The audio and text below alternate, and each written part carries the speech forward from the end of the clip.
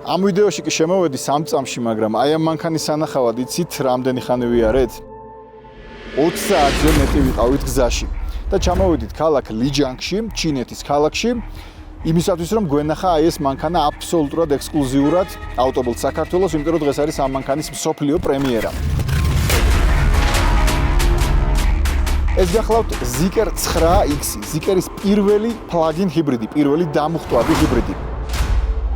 თან უბრალოდ დამუხტვადი ჰიბრიდი კი არ არის, ანუ ელექტროსვლით 60 ან 80 კილომეტრის გავლა კი არ შეუძლია, არამედ 280-დან 350 კილომეტრამდე მანძილის. და ელექტრომოტორებისა და შიგაწვის ძრავის კომბინაციით ჯამში 1000-ზე მეტ კილომეტრს გადის. თუ როდის იქნება ეს ავტომობილი Zeekr ცენტრ თეგეტაში, რა ეღირება და ასე შემდეგ, ამის შესახებ უკვე ვრცლად მოგიყვებით ჩვენს ვიდეოში. დაელოდეთ ჩვენს YouTube არხზე.